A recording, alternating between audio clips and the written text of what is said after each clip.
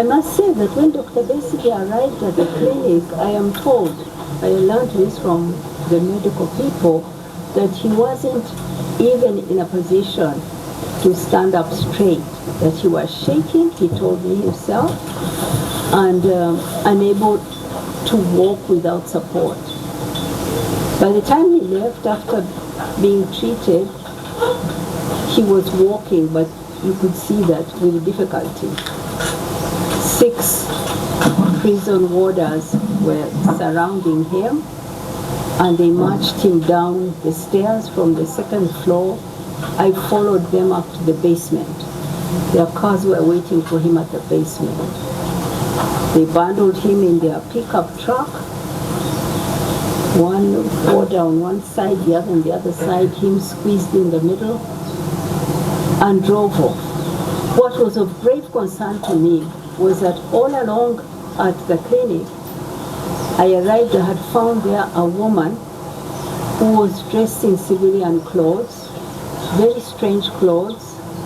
She had a tambala over her head, dressed like the way a Muslim woman would wear her,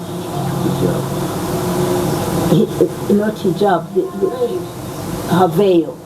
But she wasn't wearing it properly like a Muslim woman would.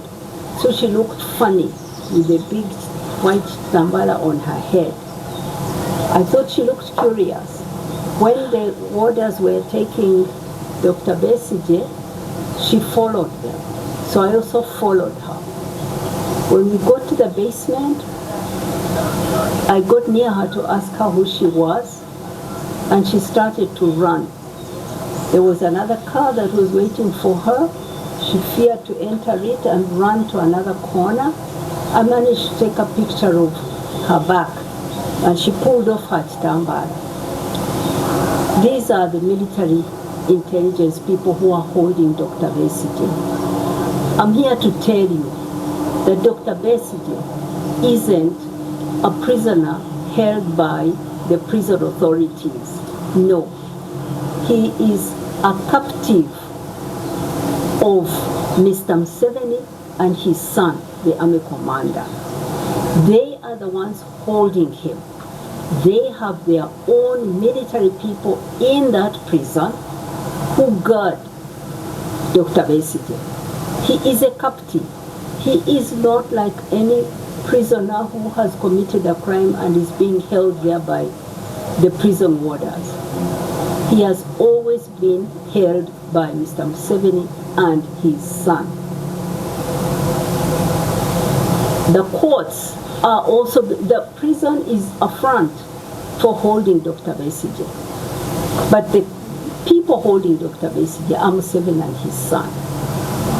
The courts are just the place where they want him convicted, but they control them.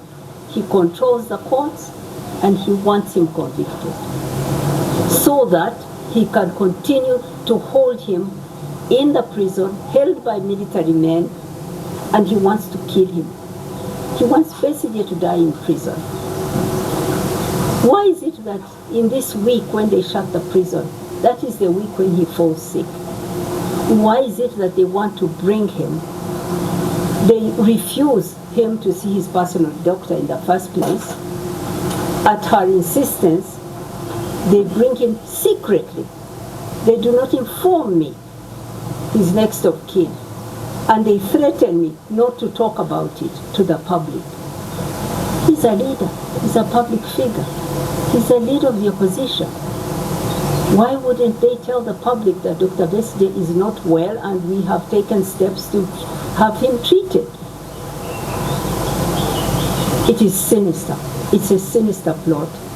And I'm here to say to Mr. Museveni, enough is enough. Stop holding Besigye as your captive. Stop opposing his bail application. Drop that charge of treason against him. This is not the first time. 20 years ago, he was framed with treason. That was dismissed by the courts. Now, Museveni is back saying that Besigye wants to kill him. And we are going to see in court once again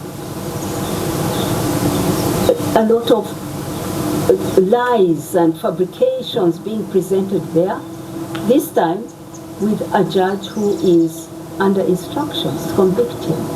I want to thank Mayor Elias Lukwago and the amazing team of lawyers who have fought by his side. What they are doing is to expose Museveni before the world and to show that this is not a trial.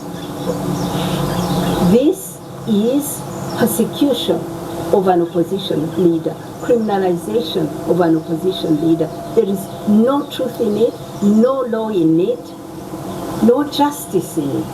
And they have done an excellent job to expose that. From day one, when he went to the military, when they dragged him before the court-martial, when he was not a soldier, to when they held him without any charge for weeks in prison, to when they denied him bail 4 times. Besigye is not going to run away. He has never run away. Why shouldn't he be at home?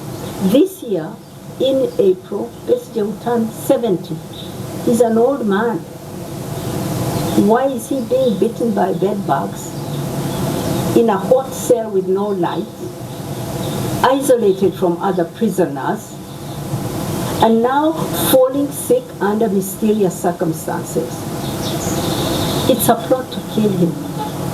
Museveni wants to silence the one leader of the opposition who understands him and who stands up to him and his criminal ways. Let me put it that way. It's criminal to treat your opponent like that, to fabricate, to frame him, and then to slowly kill him in jail. Enough is enough. Enough, Museveni. You are not decent. You're not human. I'm speaking through you to him directly. Enough is enough. You are exposed.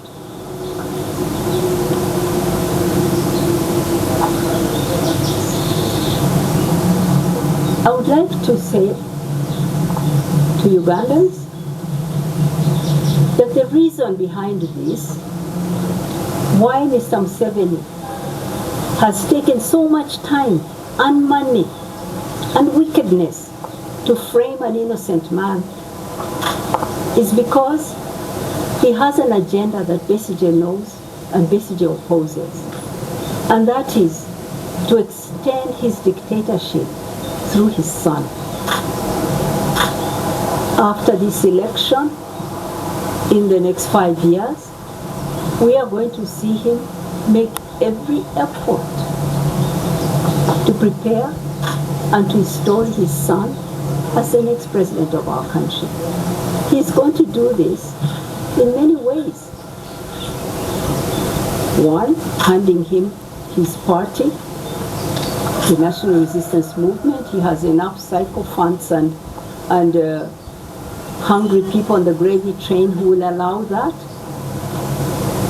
Then he will do changes in the military so that that man who is incompetent, whom we know is a loose cannon, threatens other countries, abducts citizens, tortures, and is proud, has promised to hang Besigye and has named where he's going to hang him. This is the kind of man he wants to lead our national army. So he will make changes there to give him the control. And he's likely also to go to his parliament with his speaker, who is a Mabati thief, who has no integrity, to possibly make some changes in the constitution to ensure that he and his son continue to lead this country the way they want, without law, without any basis in law or the constitution, by force. That is the plan. That is the plan Besigye opposes. That is why he wants to slowly kill him in jail. Museveni. take a few steps back and don't do this. Stop it. We know it. Okay, I've said enough. I just wanted to put this out there. I'm speaking in my own capacity as that person who stood next to Kizza Besigye and swore to stand by him in sickness and in health. And I'm standing by him. And I'm saying, Museveni, back off. Release this man. You know he's innocent. I would like to say to Ugandans that the reason behind this, why Mr. Museveni has taken so much time and money and wickedness to frame an innocent man, is because he has an agenda that Besigye knows and Besigye opposes. And that is to extend his dictatorship through his son.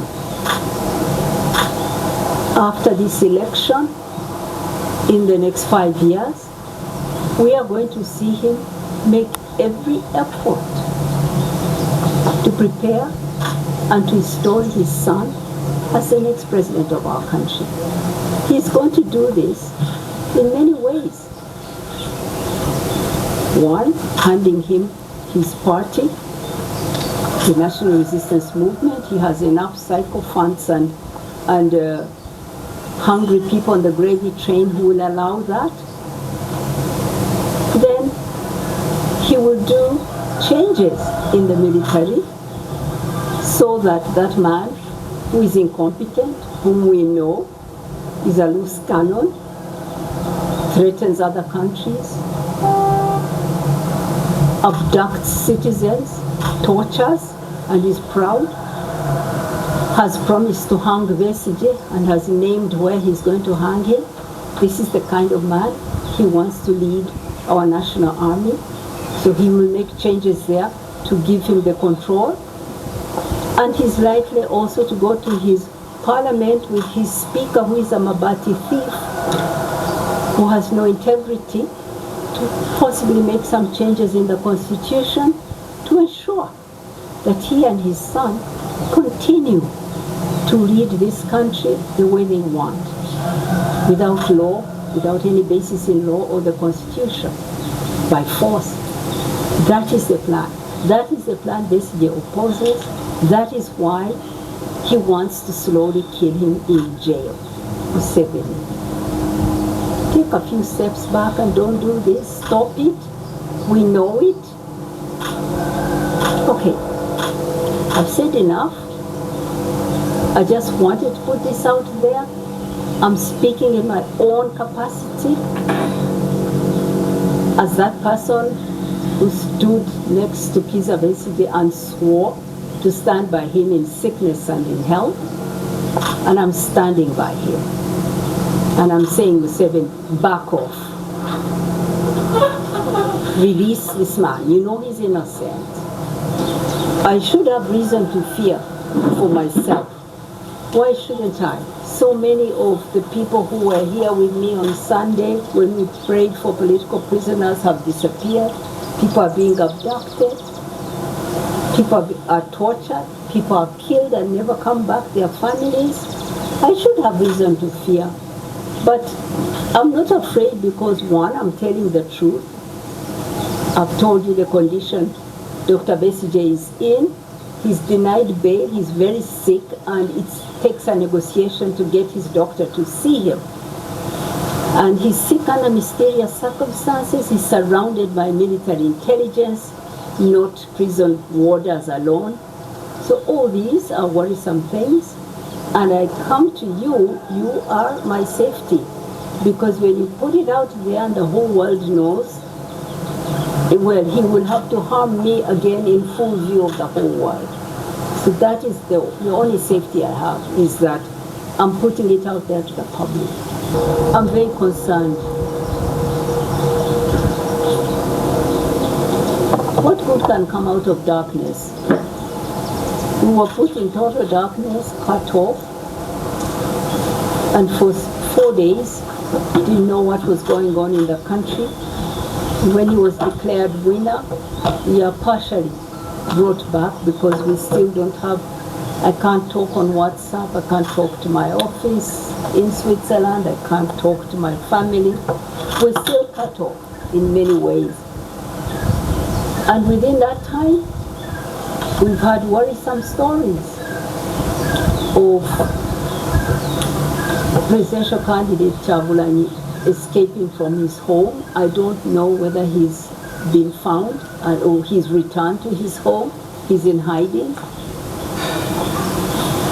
The other opposition leader is held in jail and is now very sick. Within this week, when they shut us off and closed the prison, he falls sick. He's been guarded by the military. So all these are not what you expect to get. And then people killed. We had people killed in Butambala. We had people killed. And all we get from President Museveni is that they are terrorists. They are terrorists. This is what has been his main strategy, that those who oppose him legitimately through elections in the parliament sooner or later are criminalized, like Dr. Besigye has been in and out of prison for all kinds of trumped up charges. This is the state of democracy in our country. I'm sad about it. Because when I was young, I was among those who dropped what we're doing. I was pursuing the PhD program and went to turn our country around to make it a democracy, to make it a just country, to make it a country where everyone has their fair chance to live a good life. But here we are. After an election, someone declares himself a winner, nobody celebrates, people are in hiding, his opposition is in hiding or in prison. What kind of victory is that? It's hollow. It's not real. I think Ugandans are in a very long struggle getting someone who was once a freedom fighter who's turned into a dictator and getting ourselves free from dictatorship, a 40-year dictatorship. It's not easy. It's not easy, and it hasn't been easy for Besigye. It isn't easy for others. I know many who have died in this struggle. I know many who've lost everything in this struggle. I was here on Sunday with many families, very ordinary, poor people, for whom the breadwinner was snatched from them violently and has never been seen again. People have paid with their lives, the ultimate price. So no, I don't think so. I think Ugandans are struggling, and he's one among them. I'm Haji Ali Mubiri from RFM. Now, as you are a mother, what is your appeal to General Muhoozi? Nothing. I've nothing to say to that armed man, really. I mean, he's a killer. He went out proudly and said, I have got Mutwe in my basement. I'm teaching him Runyankwe. I've shaved his head. He's going, I mean, he's cruel. He's a cruel man who doesn't respect the law. He said he's going to hang Besigye, that Besigye will come out of jail dead or something. I mean, he said horrible things about my husband. I have nothing to say to him. Zero. Thank you. My name is Kizza. I've heard the president a couple of times saying that you would have been probably freed if it was him for choosing to take that the legal gymnastics, his lawyers, the legal gymnastics in court are the ones delaying his release at least on bail. So I would respect that. Well, let me explain to you. Besigye is facing a capital offense, treason. The punishment for treason is death in this country. Even if you are accused of a smaller crime, the duty of your lawyers is to defend you. And defending you means scrutinizing every step of the process and putting it to question against the law and the Constitution. This is what the lawyers of Besigye have done, bearing in mind that he faces an offense for whose punishment is death. They have failed in 1 year to bring a case that is watertight, that is within the law, and to start and try him. And for their failures, they are blaming Besigye and his lawyers. Not at all. Every time they have come, this last time they were asking that Besigye pleads to a charge that's not even signed. Who does that? Who does that? That you're being accused and that even if they do not sign the piece of paper where your charge is? Oh, Museveni. You know, he is indecent, let me say this. It's not decent. He is like somebody who wasn't raised in a family that is loving and that teaches values. If you are already hurting a man, you have bribed or you have paid people to frame him. You come back and you say you are the problem for not being tried. Really? He's blaming him for his own case. I find that so wicked. Really wicked and indecent. I would like to say, shame on you, Frank Beine, spokesperson of Uganda prisons. Shame on you for lying that Dr. Kizza Besigye is not ill. I've just seen your statement, prison authorities denying that Dr. Kizza Besigye is not ill. Dr. Kizza Besigye is ill and is seriously ill.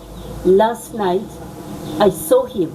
You smuggled him to the clinic of Dr. Nandi Kanyerezi after she pleaded with you to have him at her clinic. You did not inform me. I am his next of kin. I found out in my own way and rushed there and found him there, shaking, unable to hold himself up. He was rehydrated.